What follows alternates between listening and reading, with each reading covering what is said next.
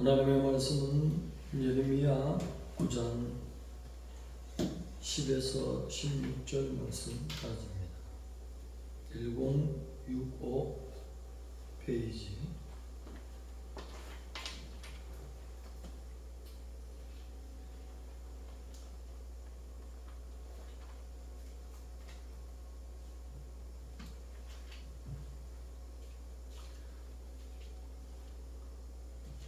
예레미야 9장 10에서 16절 말씀 가져옵니다. 교독하시겠습니다. 내가 산들을 위하여 울며 부르짖으며 광야 목장을 위하여 슬퍼하니 이는 그것들이 불에 탔으므로 지나가는 자가 없으며 거기서 가축의 소리가 들리지 아니하며 공중의 새도 짐승도 다 도망하여 없어졌습니다. 내가 예루살렘을 무더기로 만들며 승냥이 꾼이 되게 하겠고 유다의 성읍들을 황폐하게 하여 주인이 없게 하리라. 지혜가 있어서 이 일을 깨달을 만한 자가 누구며 여호와의 입의 말씀을 받아서 선포할 자가 누구인고 이 땅이 어찌하여 멸망하여 광야같이 불타서 지나가는 자가 없게 되었느냐. 여호와께서 말씀하시되 이는 그들이 내가 그들의 앞에 세운 나의 율법을 버리고 내 목소리를 순종하지 아니하며 그대로 행하지 아니하고 14절 그 마음의 원악함을 따라 그 조상들이 자기에게 가르친 바알들을 따랐음이라. 그러므로 만민의 여호와 이스라엘 하나님께서 이와 같이 말씀하시니라. 보라, 내가 그들 곧 이 백성에게 쑥을 먹이며 독한 물을 마시게 하고 다같이 그들과 그들의 조상이 알지 못하는 여러 나라 가운데에 그들을 흩어버리고 증멸되기까지 그 뒤로 칼을 보내리라 하셨느니라. 아멘.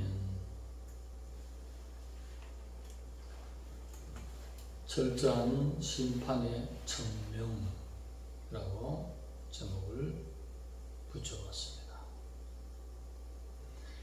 산들 그리고 목장이 다 불에 탔습니다.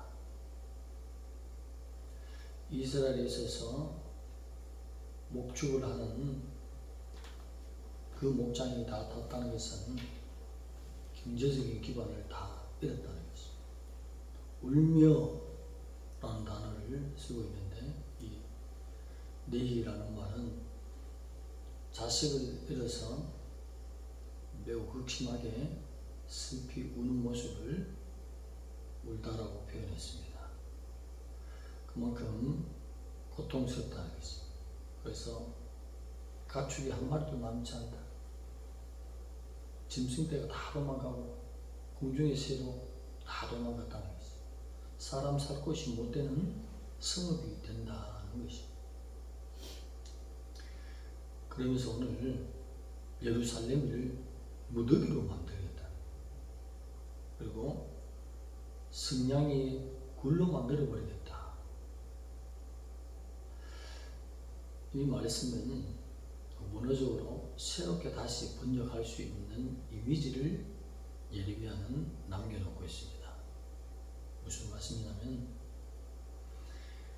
무더기는 갈림이라고 발음합니다. 이 갈림은 큰 바다 물결을 표현하는 말이에요. 승냥이는 탄림, 또 이 탄림은 바다의 괴물, 큰 물결의 괴물을 상징하는 거예요. 그 다음째 굴은 뭐냐? 매온이라고 해서 물속의 은신처. 뭐 떠오르는 게 없을까요? 지금 전부 물이네. 예레미야가 노아 사건을 알고 있지 않습니까? 그래서 예레미야서를 읽을 때 독자들에게 노아 시대의 홍수 심판을 연상케 하는 단어를 넣어서 그렇게 예루살렘이 무더기가 되고 승냥이의 굴이 됩니다. 승냥이 아십니까? 들개하고 비슷한 종류, 하이에나는 아닌데 비슷하게 생긴 그 굴로 만들겠다는 거죠. 그래서 노아 시대에 온 세상이 죄악으로 관영했다는데 오늘 예레미야가 사는 이 시대도 그렇게 그 시대의 죄악과 방불하다 다 피해겠으며 저번 시간에 보면 형제도 믿지 못하고 서로 속이고 모든 속임으로 그렇게 믿을 수 없는 존재들만 사는 하나님의 영광을 상징하는 시온성 예루살렘이 하나님 볼 때는 무더기로 만들어버려야 된다. 이것이 하나님의 공의인 것이죠. 하나님의 심판은 좀처럼 일어나지 않습니다. 심판이 일어날 때는 항상 부지런히 하나님이 자기 쓰는 종들을 보냅니다. 그래서 이사야는 40년이 아니라 60년을 외쳤네요. 그리고 예레미야는 40년을 외쳤습니다. 이사야는 토백해서 죽입니다. 예레미야는 돌에 맞아서 죽임을 당했습니다. 성경에 나오는 거짓 선지자 외에 참 선지자는 돌에 맞든지 욕을 먹든지 섬에 유배가든지 아니면 순교당하든지 그렇게 나오는 것입니다. 오늘 이 시대에 하나님의 말씀을 대접하는 우리가 되어야 될 줄 믿습니다. 하나님의 말씀을 진실로 대접하면 성령의 교무시 우리 속에 충만해지는 것입니다. 신약 성경에 보여주지 않습니다. 누가 기억납니까? 진실로 이방 사람이라도 하나님 말씀 앞에 엎드리니 하나님이 너무 기뻐서 오순절에만 있어야 될 놀라운 사건이 임하는 것을 우리가 생각할 수 있지 않습니까? 그만큼 하나님의 말씀을 아멘으로 영광 돌리라고 말씀했습니다. 하나님이 무엇으로 예배 시간에 영광 받겠습니까? 아멘하여 주께 영광 돌리느니라 했으니 순종해서 주님 앞에 기억된 말씀이 되면 아멘하면 하나님이 네가 나의 율법을 순종하는구나. 왜 이런 깨망이 왔습니까? 왜 갈림이 되었습니까? 왜 단림이 일어나고 왜 매운이 되었습니까? 왜 노아 시대에 있은 그 홍수 사건을 예레미야는 연상하도록 이런 단어를 썼습니까? 율법을 어겼기 때문인 것입니다. 율법은 모든 선함을 말하는 것입니다. 착함을 말하는 것입니다. 율법을 어긴다는 것은 하나님의 백성이 아님을 그리고 언약에서 벗어난 백성임을 스스로 나타내는 것입니다. 율법을 어긴다는 것은 하나님을 무시한다는 것입니다. 하나님을 무시하는 것은 하나님이 참겠습니까? 그래서 하나님을 사랑한다는 것은 신약에서도 자주 말씀하지 않습니까? 나를 사랑하는 자는 나의 계명을 지킬 것이요 내 아버지께도 사랑받고 나도 그를 사랑하여 누구를 나타낸다고요? 나를 나타낸다. 유니티, 한 분이신 주님의 그 은혜를 함께 하심을 나타낸다 해서 철저히 하나님의 율법, 계명을 지키면 하나님의 보호하심이 있습니다. 할렐루야. 하나님의 법에서 벗어난 자에게는 하나님이 보복의 손, 징계의 손을 들지만 하나님의 법을 철저히 지킨 자는 하나님이 책임지고 지키신 보호하신 것이 하나님의 공의라는 것입니다.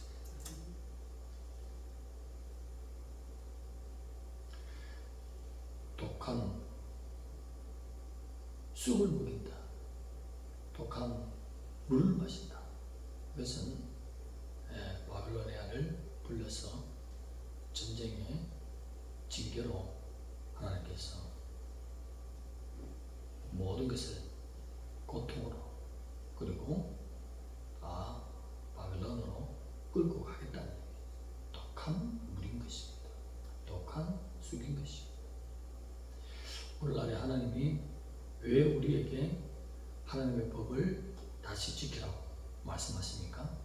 법 안에 있는 언약, 약속된 복을 누리기 위함이겠습니다. 그 하나님의 법이 너무 중요한 것입니다. 애굽에서 불러내는 것은 왜?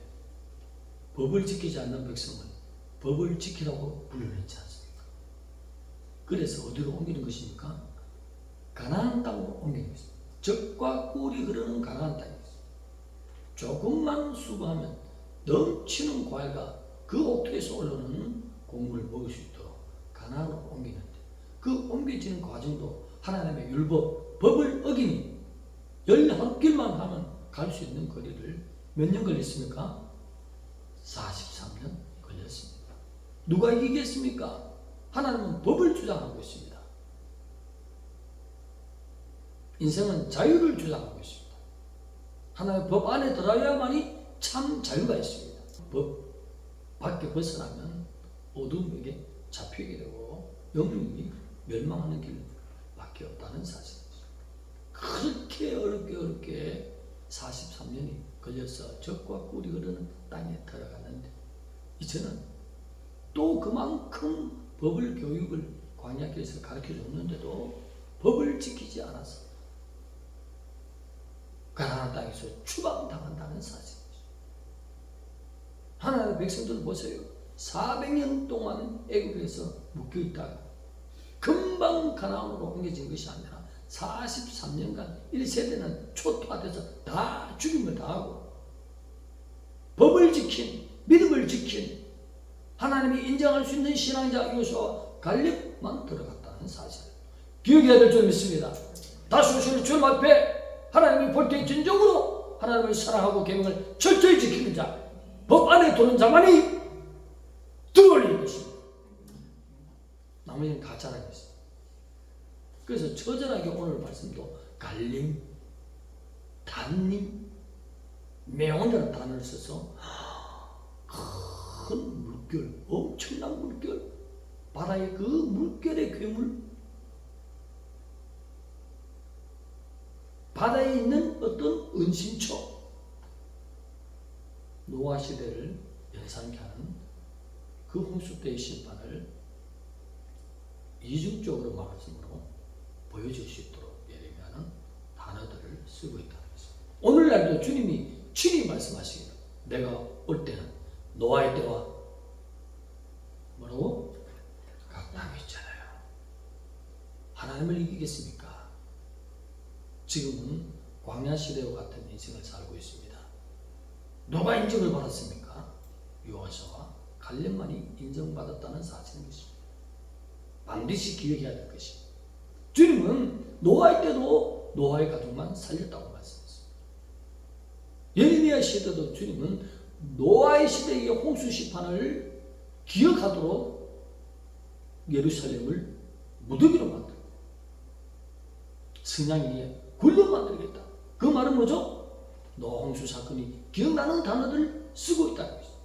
다시 한 번 더 주님이 반복해서 가르치는 말씀입니다. 친히 이 땅에 성육신하신 여호와 예레미야를 사용하셨으며 노아에게 그 말씀을 주셨던 그 여호와께서 성육신하셨어도 제자들을 놓고 가르치기를 나의 올 때는 누구와 때에 왔다고? 노아의 때와 같다는 것입니다. 그러면 다시 공중에 주님이 우리를 들어 올리실 때에 숫자가 많겠습니까? 많아져야 될 줄 믿습니다. 회개하면 많아지는 것입니다. 이 교훈을 받아서 자유의지를 받은 우리 오늘 하나님의 백성들 정신을 차리고 하나님이 인정하는 계명을 지켜야 될 줄 믿습니다. 하나님을 사랑하는 삶 어렵습니까? 정리해 드렸습니다. 제가 정리해 드리기는 5가지로 정리해 드리는데 한 가지 더 넣었으면 좋겠어요. 성령을 해방치 말라. 네? 이 땅에서도 내서도 용서치 않으리라. 창조주의 룰, 창조주께서 원하시는 그 뜻대로 돌아와야 참 복을 받을 줄 믿습니다. 창조주를 이길 자가 없어요. 그가 이 땅에 오셨어도 동일하게 말씀하시는 것입니다. 왜 그런 말씀을 주실까요? 하나님이 모세를 부르셨어요. 모세야, 너 이스라엘 백성에 가서 말하거라. 뭐라고 말하죠? 이스라엘아 들으라. 너희는 거룩할지어다. 너희 하나님 여호와는 거룩하니라. 거룩이죠. 하나님이 율법을 주신 것은 착함, 의로움, 하나님의 징계가 없는 깨끗한 삶을 살기 위해서 주신 것이요. 깊은 속마음은 나 좀 담아와 봐라. 내가 거짓이 없잖아. 탐하는 것이 없잖아. 나는 의롭지 않느냐. 진실과 정의와 공의, 거룩한 삶을 살아라. 나 창조주는 거룩하다. 내 백성은 거룩해야 되느니라. 원래는 아담과 하와를 거룩하게 창조하신 하나님이신 줄 믿습니다. 방해한 사탄과 싸워야 될 줄 믿습니다. 거룩을 지키는 것은 사단과 싸우는 것입니다. 오늘도 여호와이신 예수 그리스도는 동일한 말씀을 노아의 시대도 말씀하셨고 예레미야를 통해서 단어들을 쓰셨고 성육신하셔서 나의 때는 노아의 때와 같다 했는데 우리 이 사실을 변개치 말고 기록된 말씀대로 믿고 거룩한 현실로 나아가면 네가 진정으로 나를 사랑하는구나, 나의 뜻을 아는구나 해서 하나님이 기뻐하시는 백성들 줄 믿습니다. 거룩하지 못한 것들을 낱낱이 찾아가서 보혈 앞에 내놓고 자백하고 행동만 바꾸면 깨끗해지는 것입니다. 흰눈처럼 깨끗해진 것이 예수 그리스도의 보혈의 공로인 것입니다. 주 오실 날이 점점 가까운 이때에 우리는 흠과 티가 없이 깨끗하고 거룩하지 못한 것들을 날마다 그 피에 씻는 계시록의 참 복은 뭐라고 했습니까? 자기 행위를 보혈에 씻는 것이다. 그것이 복되다 말씀했습니다. 그런 복을 받아서 주님이 들어올리실 때 호련히 변화되어 엄청난 속도로 올라갈 것입니다. 그 기쁨을 누리시기 바랍니다. 기도드리겠습니다. 하나님 감사합니다. 예레미야 시대에 하나님 아침 저녁으로 예배하고 제사하는 성번제가 있었습니다. 그런데도 하나님은 이렇게 예루살렘 성을 무더기로 만들고 성냥이의 굴로 만들겠다 하셨습니다. 진실로 마음을 드리는 예배, 내가 거룩하니 너희도 거룩하라 하는 창조주의 뜻을 따라서 거룩한 삶을 살므로 하나님 앞에 인정받는 하나님의 백성들 다 되도록 주님 붙들어 주시옵소서. 예수님의 이름으로 감사하며 기도드리옵나이다.